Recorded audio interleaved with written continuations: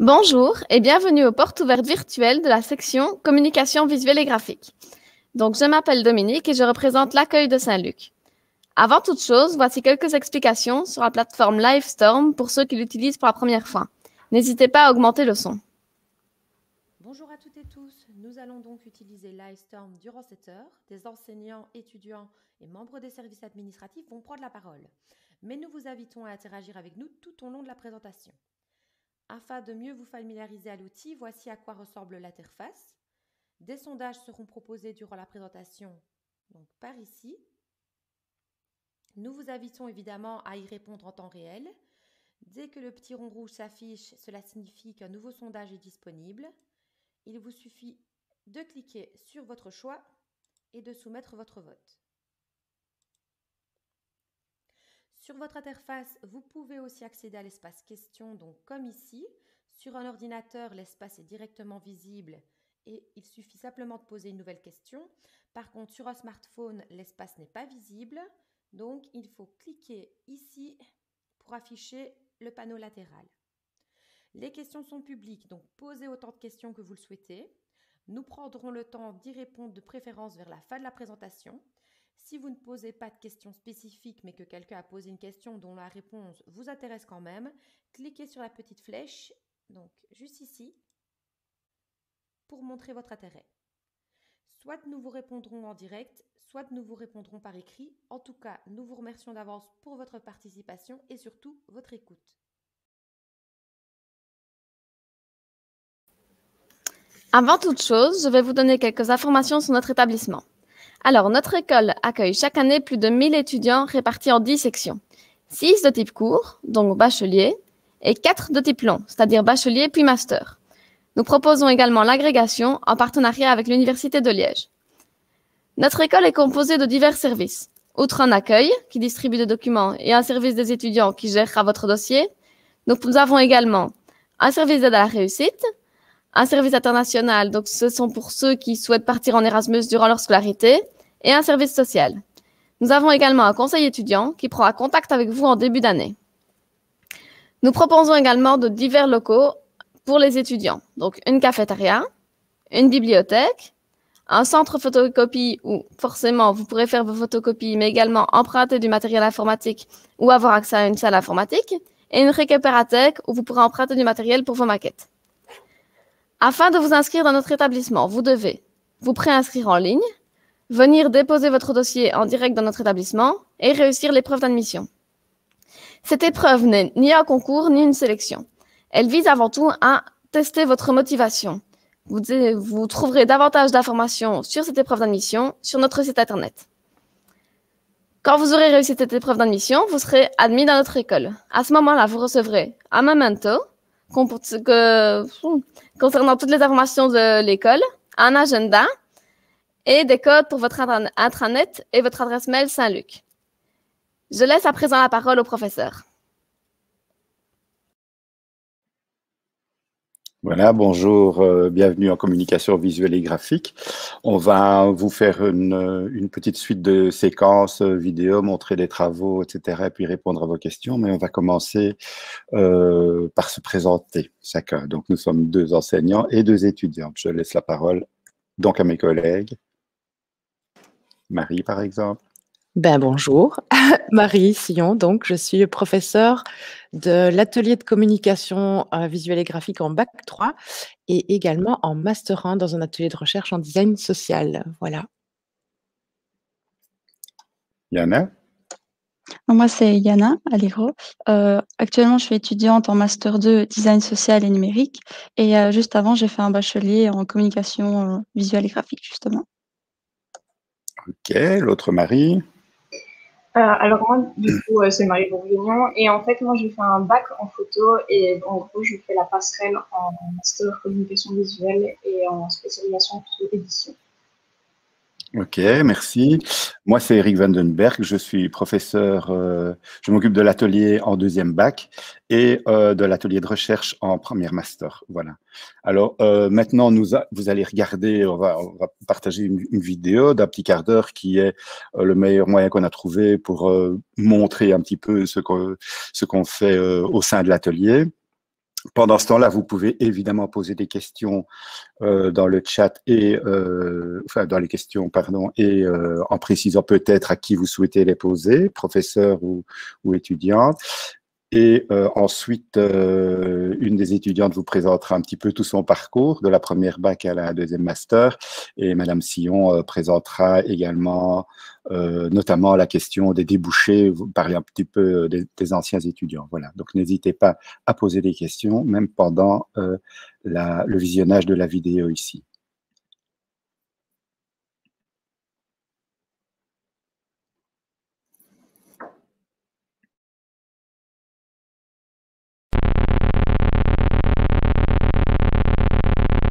Bonjour, je m'appelle Eric Vandenberg, je suis professeur en communication visuelle et graphique à l'École supérieure des arts Saint-Luc à Liège.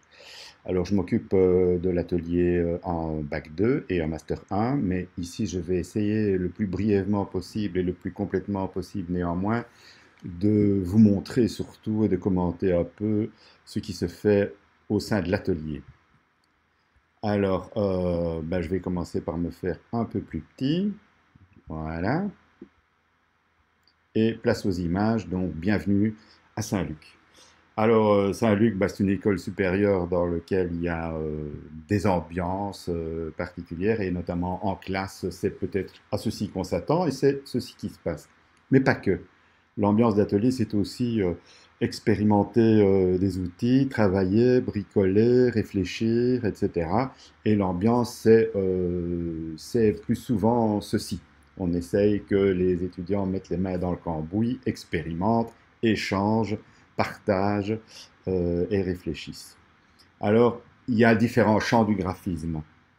Évidemment, un des supports de prédilection des graphistes depuis pratiquement toujours, c'est l'affiche. Alors évidemment, on travaille l'affiche parce que c'est un support qui permet de synthétiser des idées et qui permet de travailler aussi différentes problématiques, aussi bien dans les domaines commerciaux que dans les domaines politiques, dans les domaines culturels, etc. Et on essaye de différencier les différentes approches.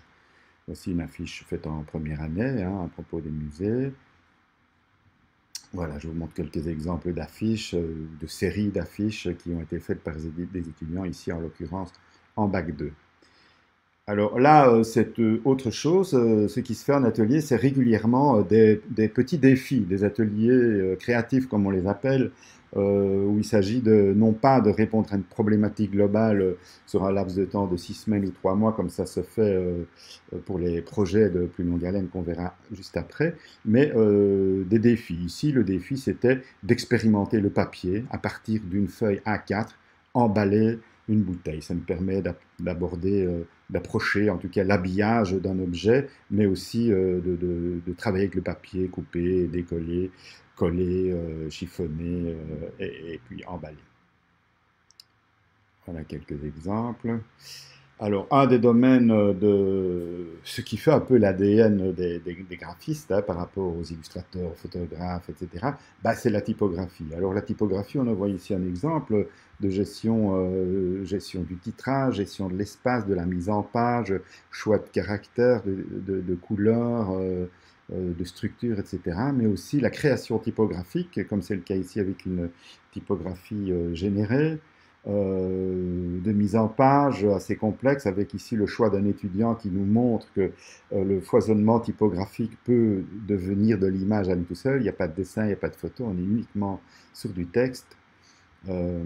Et à un moment donné, pouvoir expérimenter, proposer aussi des solutions plus où on travaille le papier, où on travaille les matières, etc., pour avoir des approches plus expérimentales, plus poétiques ou plus didactiques, comme c'est le cas ici, avec une démarche quand même d'auteur à propos d'une question, d'une grande question sur la lecture qui est la dyslexie, et une proposition d'étudiante dans ce sens. Alors, cette affiche, ce fond que vous voyez sur cette affiche est particulier parce qu'il est le résultat d'un graphisme expérimental génératif qu'on a eu l'occasion de travailler en deuxième bac. Les étudiants devaient concevoir des machines à dessiner sans savoir ce qu'elles allaient dessiner. Je vais vous montrer à partir de cette affiche-ci, parce que ça a l'air particulier, il y a une certaine esthétique, un certain dynamisme, mais en fait ce dessin a été fait par un petit chien. vous allez comprendre à partir de cette petite vidéo hein, que l'étudiante a réalisée à partir de sa propre expérimentation. Voilà, donc je ne vais pas vous montrer toute la vidéo. On va un peu voir que l'étudiante observe d'abord ce que ce petit chien sait faire, c'est-à-dire avancer, reculer, avec un certain rythme. Et donc, elle va essayer de le faire, de lui faire faire des choses visuelles. Là, elle l'embroche autour d'un pinceau, auquel elle va mettre de l'encre, et commencer ses premiers tests. Je fais avancer un peu la vidéo. Et voilà, quelles sont les conséquences qu'on peut tirer de ceci? Il y a quelque chose d'irrégulier, quelque chose d'irrégulier, il y a l'encre qui sèche, il y a parfois trop d'encre, parfois pas assez, donc on se pose des questions, etc. Et on envisage alors d'autres alternatives, d'autres possibilités. En l'occurrence ici, y mettre un marqueur. Et on voit que là, le chien, il s'amuse tout seul dans sa petite niche qu'on vient de lui construire pour enfin décider d'une proposition finale qui sera tout à fait plus qu'acceptable. Hein. Donc, on voit que ce petit chien passe des minutes, des dizaines de minutes à dessiner, et qu'au final, bah, ça peut faire quand même effet de création, hein, comme ceci. Voilà une autre, toujours du même petit chien. On voit que ce chien a un style et est capable de créer des choses différentes qui peuvent donner ce genre de propositions. Là, on est dans un autre champ du graphisme encore, c'est l'identité visuelle dans lequel on peut intégrer du packaging lorsqu'il s'agit de produits. Voilà, ici il y avait un briefing sur les chocolats, vous l'aurez compris. Je vais en profiter pour peut-être passer en revue la façon dont un étudiant a pu arriver à sa proposition. Donc il s'agissait de travailler sur Côte d'Or et de travailler sur 4 pays. L'étudiant prend des photos assez typées des 4 pays de provenance des différents chocolats, et il choisit assez intelligemment d'en extraire les couleurs principales pour créer des petits nuanciers. C'est à partir de ces nuanciers qu'il va choisir de décliner son identité et de créer ses logos, ce qui fonctionne assez bien pour arriver, in fine, à avoir ces propositions de tablettes de chocolat. Toujours dans la façon peut-être de travailler. Hein. Vous voyez ici que un groupe d'étudiants a proposé une marque de bière avec les différentes déclinaisons de ces packaging. Et voilà, ça ne vient pas tout seul. Hein. Si je remonte en arrière, on voit bien que les étudiants ont d'abord utilisé des références. Hein. Enfin, d'abord se poser la question. L'intention, les pistes de travail, qu'est-ce qu'on va faire, comment est-ce qu'on compte s'y prendre, etc.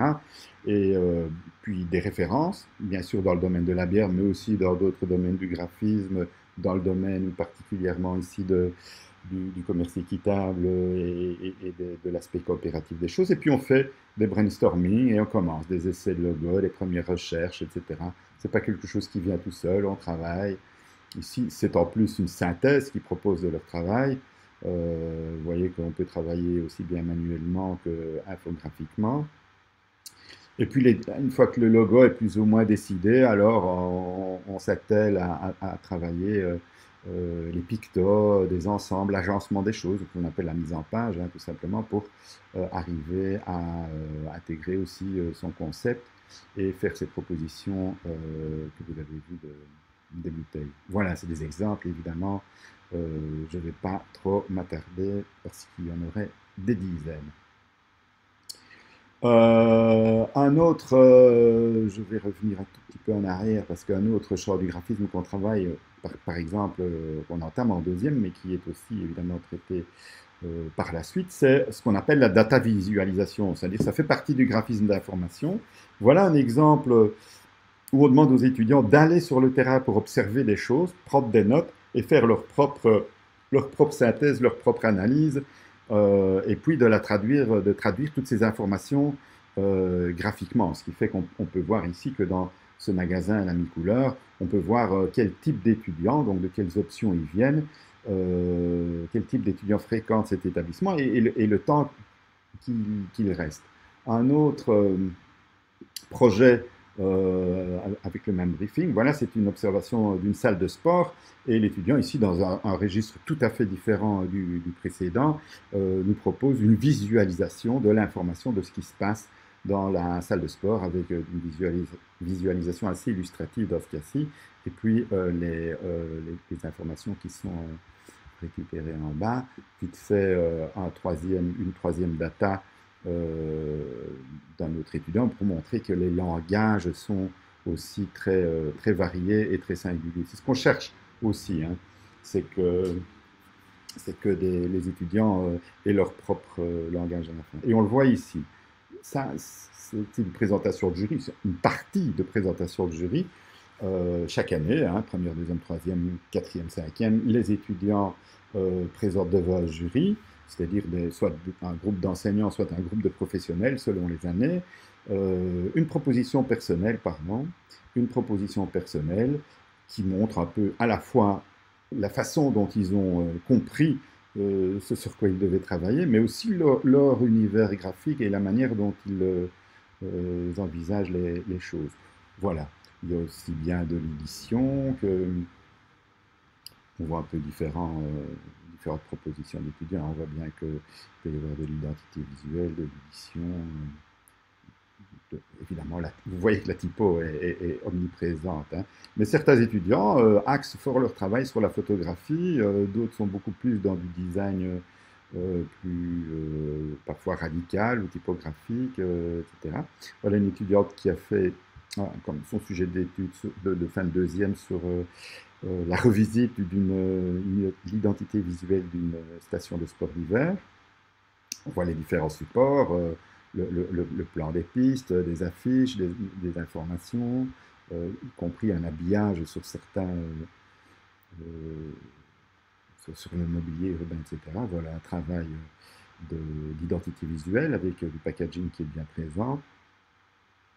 Du graphisme plus engagé, bien entendu, hein. Certains étudiants sont très engagés socialement, culturellement, politiquement, et donc pourquoi pas, enfin plus que pourquoi pas, hein, on a aussi des possibilités d'exprimer ça. Là, on voit les étudiants en train d'installer leur jury, de se préparer, de terminer des fichiers et de commencer à visser pour proposer ça. Alors là, on est dans un autre type d'ambiance encore. On a parlé des ateliers créatifs, on a parlé des projets à long terme. Hein. Les projets à long terme, c'est 6 semaines, 3 mois parfois, etc.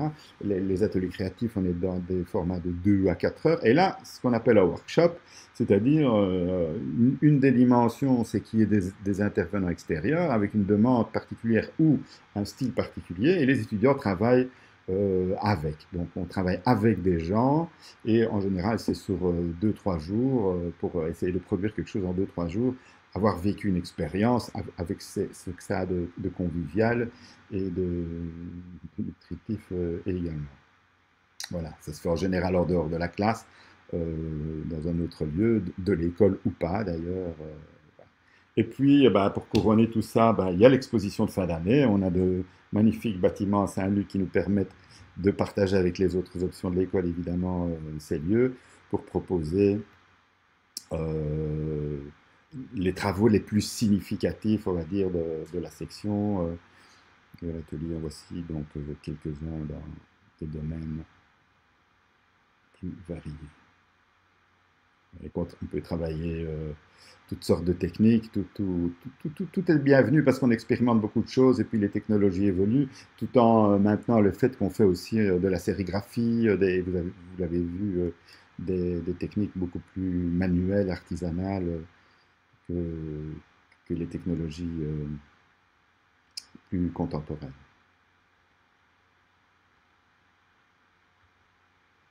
Voilà, l'exposition de fin d'année. Et puis on recommence l'année d'après dans une ambiance tout aussi conviviale. C'est chaque année différent et chaque année, on se réjouit de voir nos étudiants. Malheureusement, cette année, on est quand même fort confinés, mais on s'en accommode en espérant vous voir. N'hésitez pas à aller sur le site de l'école pour plus d'informations et contacter des anciens étudiants, des étudiants et des enseignants qui se feront un plaisir de vous répondre et de vous éclairer. À bientôt!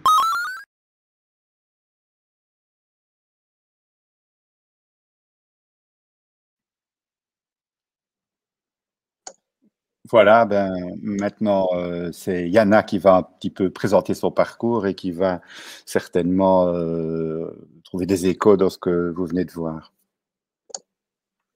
Oui, donc moi j'ai fait, le bachelier en communication visuelle et graphique.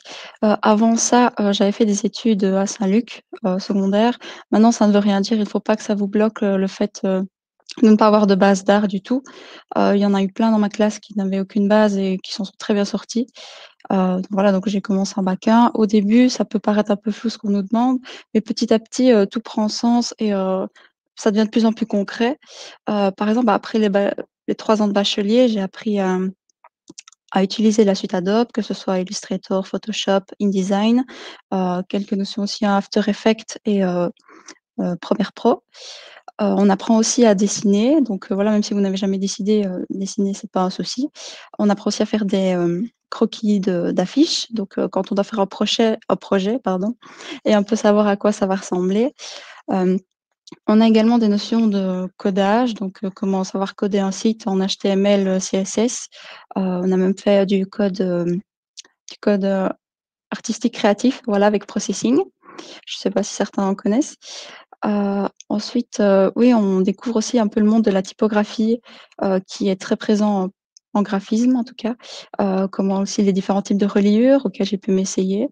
Ça c'est chouette, on est vraiment dans le pratique. Il y a aussi des cours enfin il y a les cours théoriques et les cours pratiques et tout est vraiment lié entre eux et ont vraiment du sens. Et oui, à partir du bac 2, on a possibilité d'avoir des cours à choix, donc qui permettent un peu de s'initier et à d'autres spécialisations.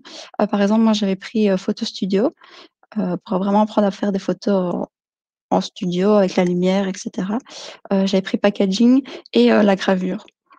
Et ce qui est vraiment chouette, dans le graphisme, je trouve, c'est qu'on peut vraiment être pluridisciplinaire, en fait. On peut vraiment toucher à tout et jouer avec ce qui nous correspond le plus, pour créer, à ce niveau-là. Et un petit mot aussi sur, mon master, même si c'est peut-être un peu loin. En design social et numérique, par exemple, j'ai pu, élaborer un jeu de cartes en groupe. Donc c'est vraiment en notion, collectivité. On a pu faire des workshops aussi. En bachelier aussi, on a des workshops. Bon, maintenant avec le covid, c'est peut-être un peu plus compliqué, mais ici, début d'année, par exemple, on a quand même pu faire un workshop avec, des acteurs, de musées, d'autres étudiants également, en vue d'une future exposition peut-être et c'est vraiment chouette, enrichissant. Donc on part vraiment dans les workshops, par exemple, d'un travail, collectif pour ensuite refaire un travail soit individuel, soit, à plusieurs et donc voilà, c'est chouette. J'ai un petit mood board pour peut-être, pouvoir vous aider à visualiser, ce qu'on fait. C'est un master. Donc par exemple, voilà, en bachelier, il y a eu des workshops, enfin, il y a eu du dessin, il y a aussi la sérigraphie, oui, que je n'ai pas, relevé. Donc on apprend la technique de la sérigraphie. On fait un peu on touche vraiment un peu tout, que ce soit des identités visuelles, des éditions, de la typo, de la mise en page et donc voilà et en master 2, ben, voilà, ici, c'était plus, sur la notion en collectif, collaboratif, à créer des projets ensemble, vraiment en équipe, travailler en équipe à ce niveau-là. Donc voilà pour mon parcours. Si vous avez des questions, n'hésitez pas. Cool. Marie, peut-être? Et L'autre Marie? laquelle? Toi. OK.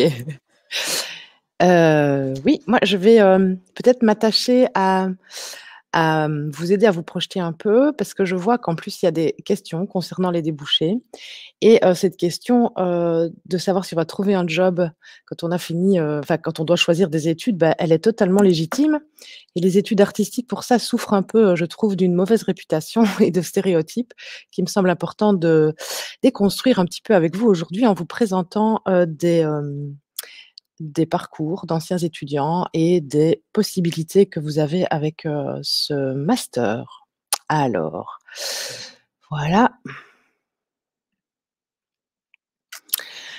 Ben oui, devenir graphiste, parce que forcément, en fait, cette formation, elle vous apprend à devenir graphiste, mais pas que. Ça s'appelle communication visuelle et graphique, et vous allez voir qu'il y a certains parcours qui diffèrent un peu de ce qu'on attend habituellement et oui, d'un graphiste, voilà. Je vais peut-être vous donner une première occasion d'aller faire un petit tour sur Netflix. Alors moi, je vais vous proposer de regarder ces 2 épisodes-là quand vous avez le temps. C'est une série qui est centrée sur le design, et il y a 2 épisodes en particulier qui sont intéressants.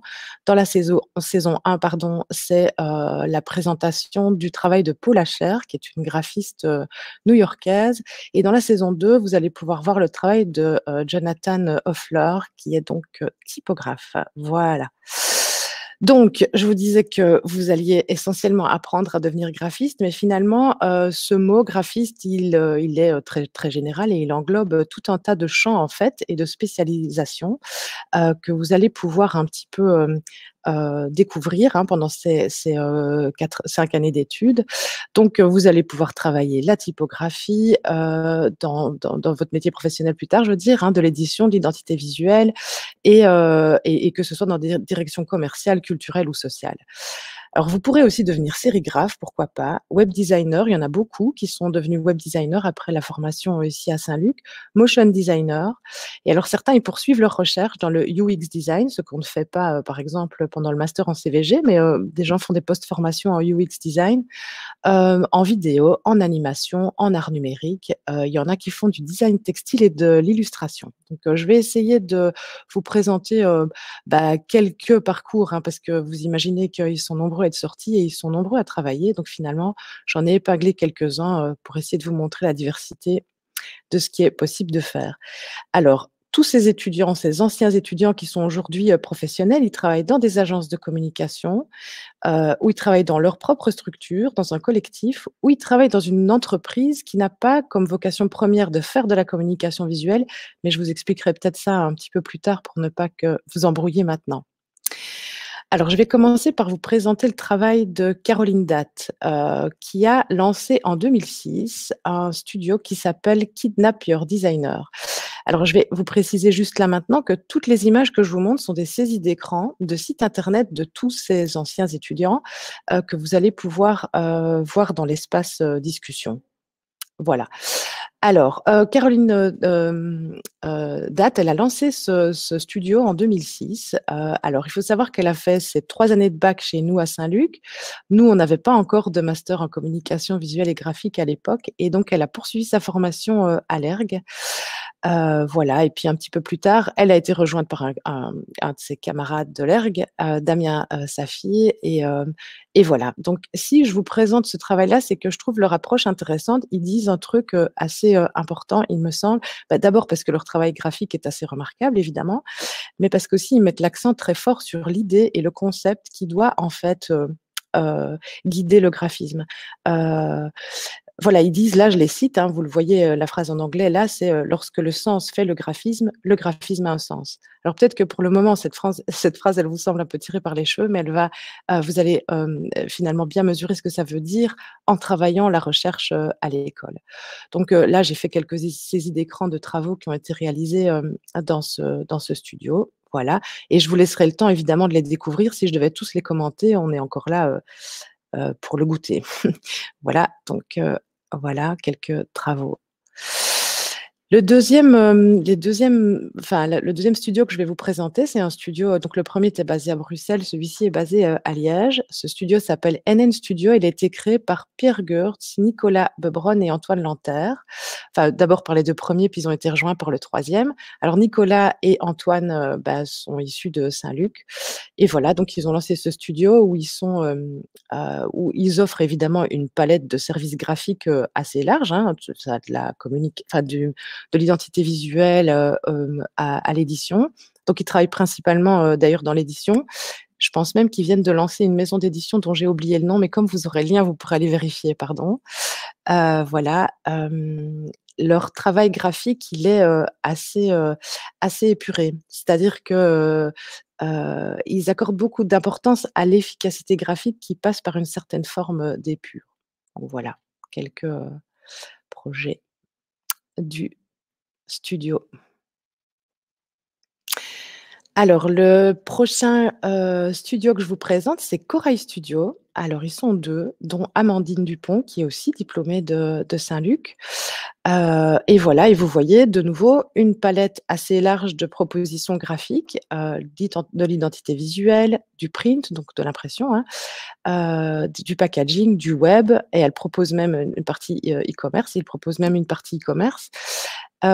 Si je vous montre le travail, d'abord, c'est parce que je le trouve aussi assez intéressant, enfin, leurs propositions graphiques, mais en plus, eux, ils attachent une attention particulière au développement durable. Donc, il faut attention à travailler avec des acteurs locaux, ils font attention au type d'encre, au type de papier avec lequel ils vont imprimer. Et puis, voilà, il se pose peut-être aussi la question, faut-il imprimer? Voilà.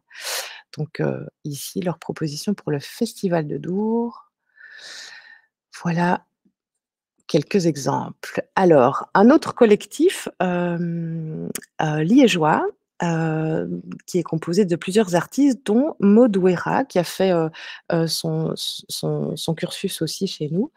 De ce collectif, je le trouve assez intéressant. Et alors, ce que je trouve chouette dans tous les collectifs que vous voyez là, ou les studios, c'est qu'ils partagent aussi leur méthode de travail. Alors ici, ce qu'ils essayent d'expliquer dans leur site, non, ce qu'ils expliquent très bien dans leur site d'ailleurs, c'est qu'ils essayent de travailler avec une certaine transparence et un grand dialogue avec les clients avec lesquels ils sont amenés à collaborer.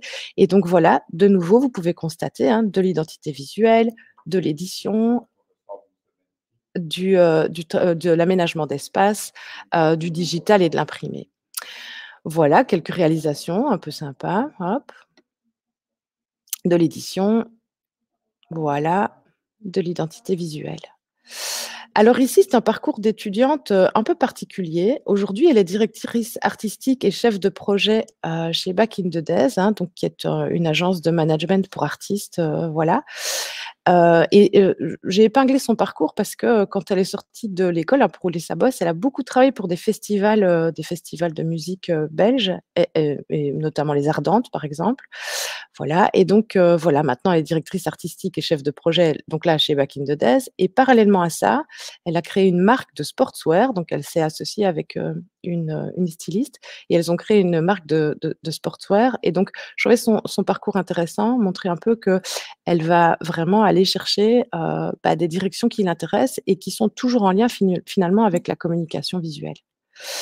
Cette étudiante-là, c'est une étudiante française, Agathe Bruguière, qui travaille chez Keyblind, qui est une agence de communication basée à Paris, et il y en a une autre à Lyon. Voilà, cette étudiante-là, je vous montre son travail parce qu'elle a vraiment une volonté de travailler le graphisme via de l'illustration, des animations, des gifs animés. Donc, elle s'amuse beaucoup à faire tout ça. De nouveau, là, je vous ai mis un lien vers son site et vers l'agence dans laquelle elle travaille. Voilà, juste vous montrer un exemple de Wengju. Wengju, qui était un étudiant qui adorait dessiner et puis qui adorait aussi les développements numériques. Et donc, du coup, tout naturellement, il est devenu web designer et motion designer. Si vous allez sur le site de l'agence Epic, là où il travaille, vous verrez quelques petites animations en motion design qui sont assez sympathiques. Voilà, hop. Alors, intégrer une entreprise comme graphiste, ça, c'est un autre débouché. Donc là, on vient de voir des studios, on vient de voir des structures qui accueillent des graphistes, mais ce sont des structures à vocation de communication visuelle et graphique. Ici, je vais vous montrer 2 exemples d'une possibilité que vous avez aussi, c'est intégrer une entreprise pour en devenir le graphiste attitré. C'est le cas, par exemple, de Julie Stevens ici. Donc là aussi, vous pourrez aller jeter un œil plus en détail sur le site, qui travaille chez Forêt Nature et donc qui, en fait, développe tous les supports graphiques de cette structure et dont, par exemple, le magazine. C'est le cas aussi de Constance Schrouben, qui, elle, a intégré la Fédération des maisons de jeunes, donc la FMJ, et elle y développe tous les supports graphiques et notamment ce magazine qui s'appelle Swap, dont j'ai épinglé 2-3 petites mises en page. Donc, il y a des liens aussi pour pouvoir consulter ce magazine Swap et comme ça, vous voyez un peu, voilà. Hop, alors, j'ai appelé ça hors-piste et finalement, c'est pas vraiment du hors-piste, parce qu'on reste quand même toujours dans de la communication visuelle, et graphique, mais on est peut-être sur des parcours, plus atypiques. Et alors c'est assez étrange parce qu'on constate quand même chez nos anciens étudiants qu'il y a ils sont quand même assez nombreux à prendre des chemins qui sont peut-être moins attendus par rapport à la formation, de départ. Je vais commencer par vous présenter, Thomas Arbor. Alors lui, il a créé le cycle du rouge-gorge. Et il travaille également pour la cyclerie à Liège et donc il a vraiment allié sa passion du graphisme et du vélo. Et voilà, donc il customise des vélos, il les repeint, il travaille sur les cadres, voilà. Vous parlez aussi du travail d'Adrien Cronet. Alors là, il faut que je sois comme honnête avec vous. Donc Adrien est quand même, un vidéaste de talent, hein, donc il fait des vidéos, commerciales parfois, des présentations d'événements, culturels, mais aussi des vidéos de clips de rap. Et alors pour être tout à fait honnête, c'est pas chez nous qu'il a appris à être un si bon vidéaste. Donc Yana l'évoquait tout à l'heure, vous avez des cours d'initiation où vous apprenez les bases, de logiciels comme After Effects ou, Premiere Pro. Mais finalement, certains étudiants décident, de parfaire un peu leurs connaissances en auto-formation parce que sur, 5 ans, on ne sait pas tout faire et que voilà, c'est pas une formation en vidéo du coup, voilà. Et donc lui, c'est assez intéressant parce qu'il a vraiment, exploré ce terrain-là et il fait vraiment des vidéos qui sont super. Vous aurez le lien également. Alors ça, c'est assez, chouette comme exemple parce que c'est Sarah Martin qui a fait donc un cursus complet en graphisme chez nous de la bac 1 à la master 2. Et si je vous montre ceci, c'est donc un magazine qui s'appelle Nicole et qui est un magazine féministe qui parle, de plaisir féminin, de corps, enfin voilà dans un magazine qui pour le moment est numérique mais qui, je pense va, sortir de manière imprimée. Sarah, quand elle est rentrée en bac 1, je pense pas qu'elle se disait: moi, je vais, créer un magazine plus tard». Tout ça, c'est, le fruit de tout son chemin, pendant ces 5 années et en fait, si ce projet est particulier, c'est que c'était sa proposition artistique, de fin de master 2. C'est-à-dire qu'elle a présenté Nicole à son jury, de master 2 et puis voilà, c'est devenu son projet, professionnel. Donc elle s'est lancée dans ce projet professionnel. Voilà. Puis je terminerai, cette présentation par, un parcours assez étonnant, d'une étudiante qui s'appelle Carole Wilmet, qui fait de l'illustration, du graphisme, de la céramique et de l'art numérique, en passant par le design génératif. Donc Carole, quand elle est sortie de Saint-Luc, elle a été très vite repérée pour ses illustrations. Donc elle a fait une, collaboration avec Elle Belgique, dont elle a fait les couvertures quand même pendant, je crois plus de 6 ans. Enfin la collaboration avec Elle Belgique en tout cas a duré, plus de 6 ans je pense. Hem Et puis, elle a aussi travaillé pour des grandes marques, dans la mode, voilà. Donc elle a vraiment eu beaucoup de succès avec ses illustrations et finalement, elle aurait peut-être pu continuer son chemin sur cette route, du dessin puisqu'elle avait, des commandes quand même régulières. Mais finalement, par curiosité et puis par envie et par, probablement recherche, plastique, elle s'est lancée dans d'autres voies. Donc ici, on voit qu'elle a travaillé le papier, qu'elle a fait découper selon, du graphisme qui a été généré par de l'art numérique, voilà. Elle travaille également la céramique, donc c'est assez, aussi très enfin, quand on regarde, les exemples, hein, quand on passe de ça à ça, on se demande un peu où est la transition. Et pour la comprendre, je vous mets le lien aussi d'une vidéo où, elle répond à une interview et donc comme ça vous comprendrez un petit peu mieux le chemin, qu'elle a parcouru. Voilà, donc je terminais sur cette étudiante-là, peut-être aussi pour, vous dire que vous allez pouvoir observer qu'en choisissant de faire, une formation en communication visuelle et graphique, vous n'êtes pas figé dans une voie professionnelle. C'est-à-dire que, vous allez au fil du temps construire, le job qui vous ressemble le plus. Vous allez favoriser les moyens techniques avec lesquels vous êtes les plus à l'aise. Vous allez favoriser les recherches, avec lesquelles vous vous sentez, le mieux et donc, les possibilités sont très larges, hein. Je pense que déjà là, il y avait un petit panel, mais il y en a encore bien plus évidemment et que, les débouchés sont assez, nombreux. Je crois que juste, votre projet professionnel, eh bien, il grandit et se construit au fil des ans en même temps que l'évolution de votre personnalité.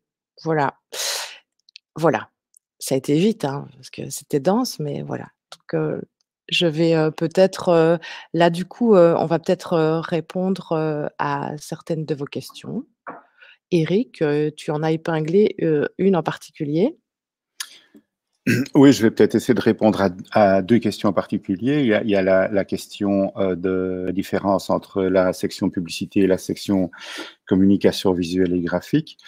Et aussi une question qui y ressemble. Hein, est-ce qu'il est plus avantageux d'avoir un bachelier en publicité ou un master, etc.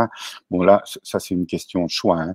Vous avez vu, je pense, à la fois au travers des parcours d'étudiants des ambiances ateliers et des débouchés des parcours d'étudiants diplômés, que d'une part, en tout cas, dans les parcours que Marie, ici, on vient de présenter, il y a des étudiants qui ont un diplôme de bac et il y a des étudiants qui ont un diplôme de master. Ça ne se voit pas nécessairement dans le type de chemin qu'ils font après. Donc, effectivement, vous avez un diplôme et on a des étudiants qui arrêtent après la 3e pour se lancer dans le job ou éventuellement faire un master ailleurs. On a des étudiants qui font une spécialisation à la Cambre ou à l'ERG, etc. par après pour changer, ou en vidéo, des choses comme ça. Voilà. La différence entre la publicité et la communication visuelle et graphique, je dirais que se situe à 3 niveaux.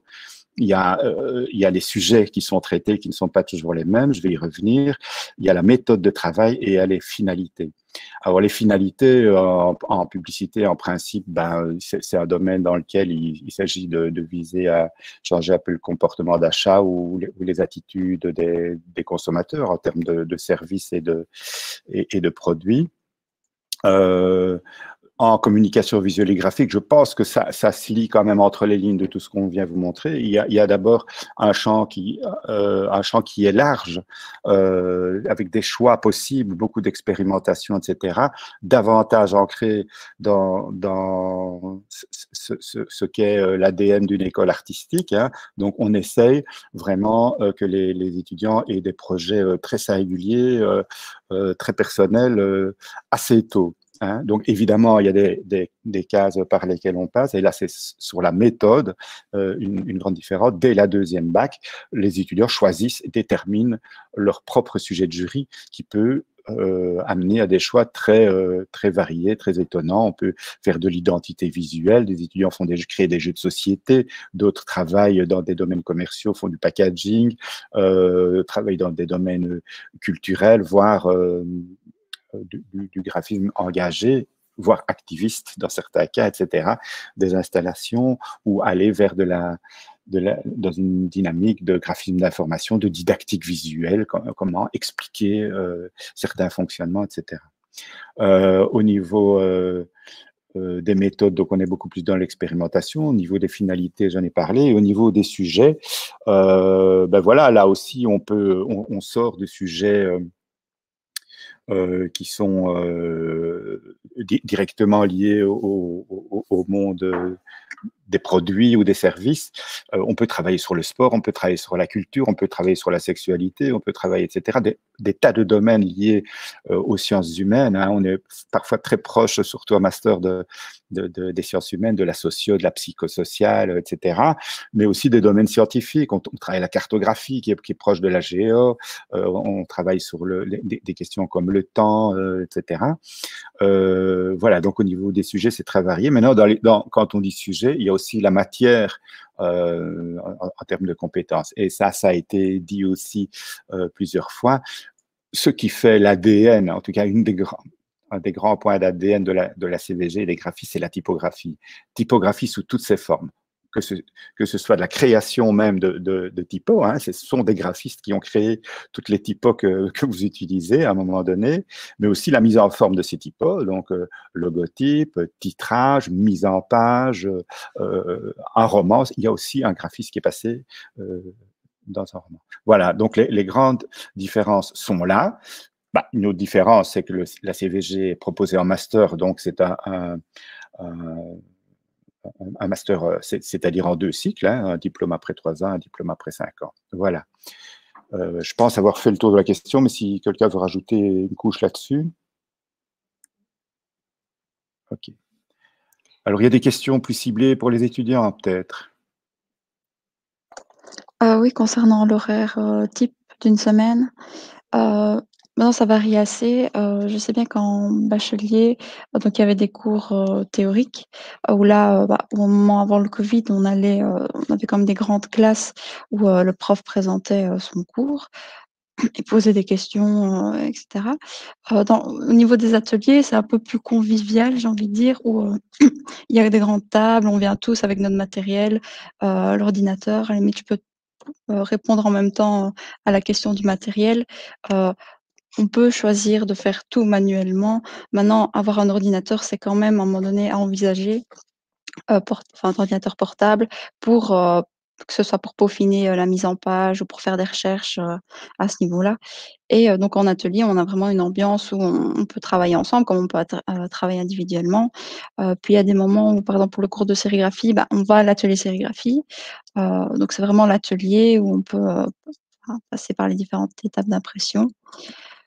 Sinon pour les autres cours, je sais pas Marie si, toi c'est un peu différent, enfin vu que tu es en master édition?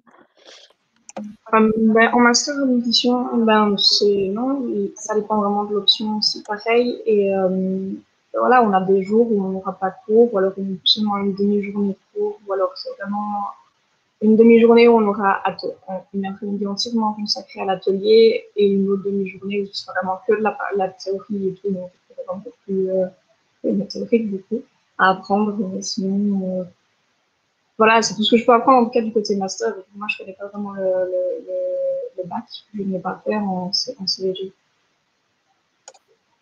Et oui, pour le bac, du coup, je sais que, par exemple, pour les cours d'informatique, là, il y a des classes spécifiques. Pour certains cours, en tout cas, il y a des classes spécifiques qui sont peut-être plus à destination théorique, d'autres à destination pratique, comme le cours d'infographie, pardon, où il y a des Mac à disposition pour un peu se familiariser. Donc, même au début, si vous n'avez pas d'ordinateur portable, c'est pas un problème.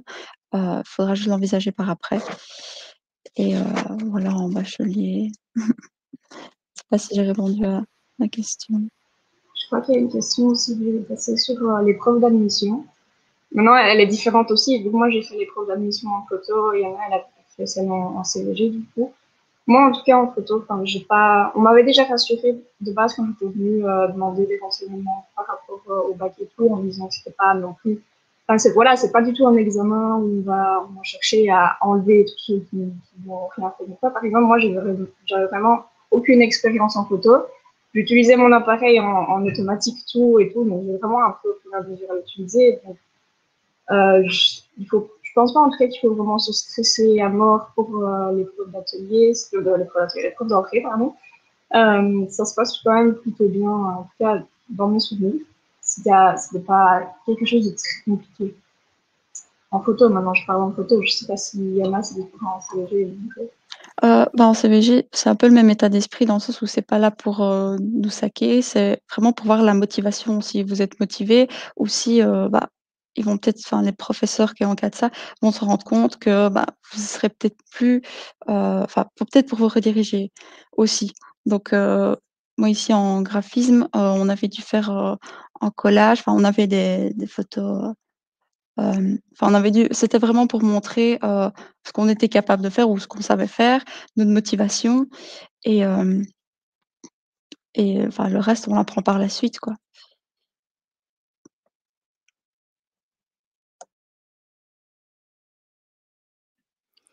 Je voudrais ajouter 2 choses, concernant l'épreuve d'admission. Donc comme, Yana, l'a très bien expliqué, ces épreuves d'admission-là, évidemment, on vous demande pas de déjà être, des graphistes, de savoir faire une affiche. On vous demande pas de savoir dessiner puisque c'est, un peu le contenu de la formation. Ce serait quand même dingue de vous demander, d'avoir déjà un niveau, élevé. Par contre, effectivement, vous, en suivant cette épreuve d'admission, en étant un petit peu, dans le bain, en espérant qu'on pourra le prendre ce bain, en présentiel, je veux dire, puisque j'ai vu que quelqu'un posait la question aussi.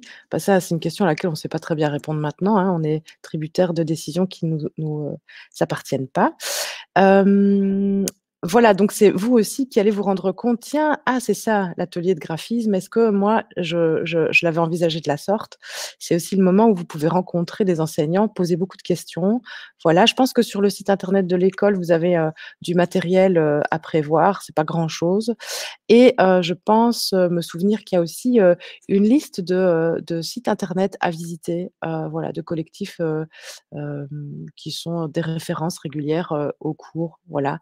Concernant maintenant là aussi, l'horaire type sur une semaine, il y a, les heures qui sont en classe et puis il y a toute cette partie recherche que vous allez devoir, enclencher à domicile et donc ça aussi, c'est un stéréotype, qu'il est important de déconstruire. C'est que, les études artistiques, c'est pas facile en fait, vraiment. Ça demande beaucoup de travail, ça demande beaucoup de recherche, beaucoup d'investissement aussi et donc il y a quand même une bonne part de travail à domicile, qui est séquencé, hein, c'est pas voilà, qui est séquencé et qui est organisé en fonction, des différents projets que vous avez à rendre avec, l'ensemble des professeurs. Voilà.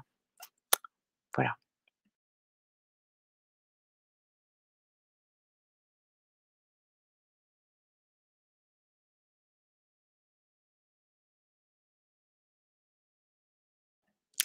Alors, sur les cours théoriques, donc la petite vidéo que vous avez vue en introduction, de cette présentation, en fait, il en existe d'autres et il y a, monsieur Kerton qui donne le cours de philo notamment, qui fait une petite description de ce que sont les cours, théoriques, chez nous. Donc moi, je vous invite quand même à aller sur le Facebook communication visuelle et graphique. Voilà, d'aller jeter un œil sur cette page, parce qu'il y a plusieurs vidéos de présentation, notamment le cours de dessin aussi. Et à mon avis, vous en apprendrez, bien, sur différents cours en allant sur cet espace Facebook. Alors on a un Instagram qui vient de démarrer, donc il n'est pas encore, pas encore nourri de manière spectaculaire, mais ça arrive.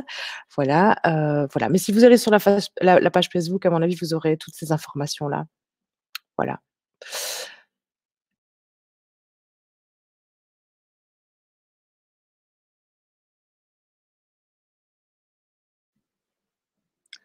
Bah, la mise en page, oui, je viens de répondre aussi à une autre question qui allait dans ce sens-là.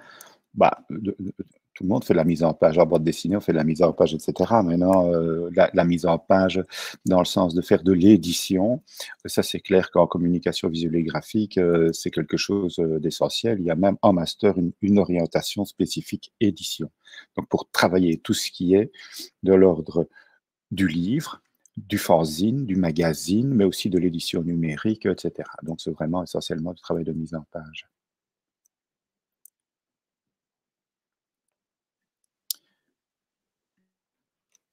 Étudiant peut-être? Oui, donc on a eu une partie, pratique. Actuellement, là, nos cours d'atelier, on les a en présentiel. C'était juste pendant le premier confinement qu'on les a eus, à distance. Voilà, ça dépend un peu à voir avec le professeur, mais ici, en général, on a des cours présentiels, en atelier. Je sais pas si tu voulais rajouter quelque chose, Marie?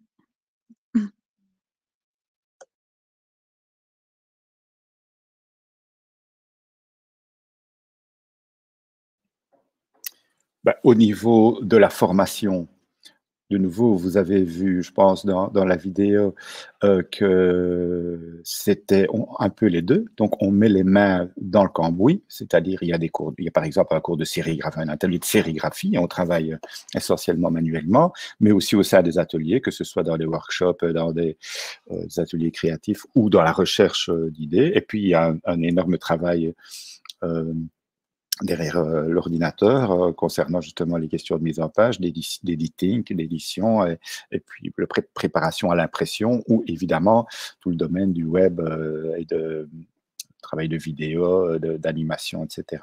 Et en termes de débouchés, vous avez vu aussi ce que Madame Sillon vous a montré. On a des étudiants qui sont web designers, et on a des étudiants qui font de la sérigraphie sur des crêpes.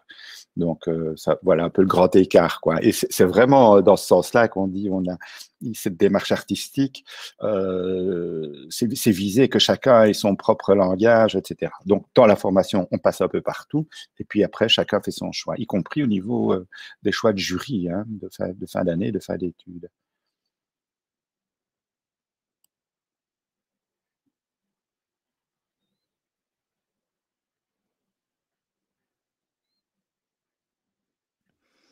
Donc, il y a des passerelles, hein. Donc, mais ça, c'est intéressant comme question parce que je ne sais pas si on l'a précisé, mais c'est vrai que chez nous, le master, on a organisé ce qui s'appelle une commission passerelle. Je reviendrai au bac un peu plus tard. Une commission passerelle où on étudie des demandes d'étudiants qui voudraient finir leur cursus chez nous. Donc, il y a une commission qui se réunit et on étudie un dossier d'un étudiant qui est motivé. Et alors, effectivement, à l'école, il y a des passerelles possibles d'une section à l'autre. Il faut voir avec les responsables académiques ce que ça implique comme crédit à rattraper, comme voilà. Mais oui, et je sais qu'entre la publicité et le graphisme, de la première à la deuxième année, il y a des glissements possibles, en effet. Voilà. Mais bien se renseigner auprès des conseillers académiques de l'école pour savoir ce que ça implique. Voilà. Voilà, oui, donc on en a chaque année, mais c'est jamais automatique. Non.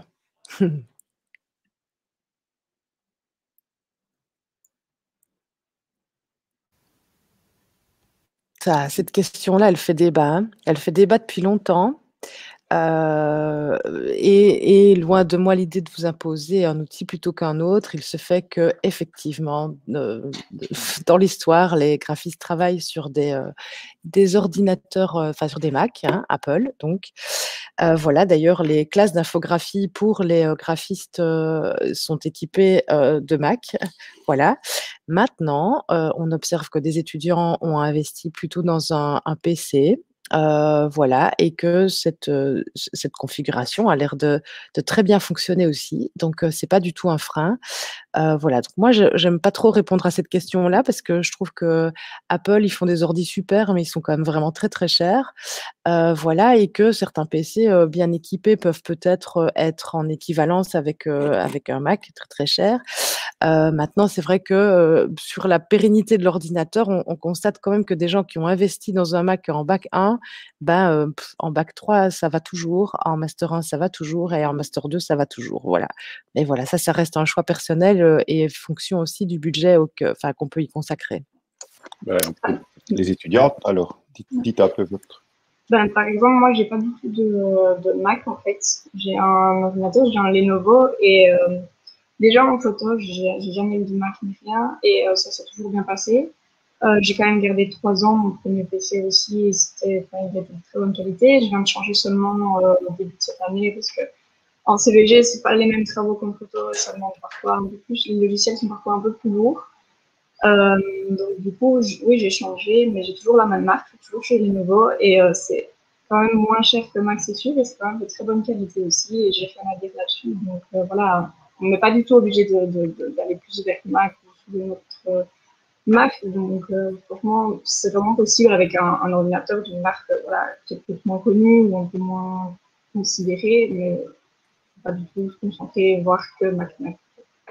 Oui, enfin, moi je travaille sur un Mac, mais je pense dans les conseils qu'on peut donner, c'est de regarder sur la RAM. Je pense qu'il y a 8 Go ou 16 Go de RAM. Si vous avez l'occasion de prendre plus de RAM, c'est un avantage parce que quand on doit faire tourner plusieurs programmes en même temps, c'est assez pratique. Et avoir un ordinateur qui a quand même de l'espace de stockage ou avoir un disque dur externe pour pouvoir stocker les travaux qui des fois peuvent être un peu plus lourds.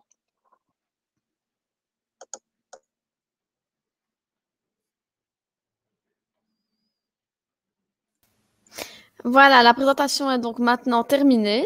Si vous avez d'autres questions, bien entendu, vous pouvez nous recontacter via notre site internet. Merci à tous pour votre participation. Vous allez très prochainement recevoir un mail avec l'enregistrement ici et aussi une attestation de présence. Et bien sûr, nous vous contacterons si jamais nous pouvions organiser des portes ouvertes en présentiel. Merci beaucoup à tous et à bientôt.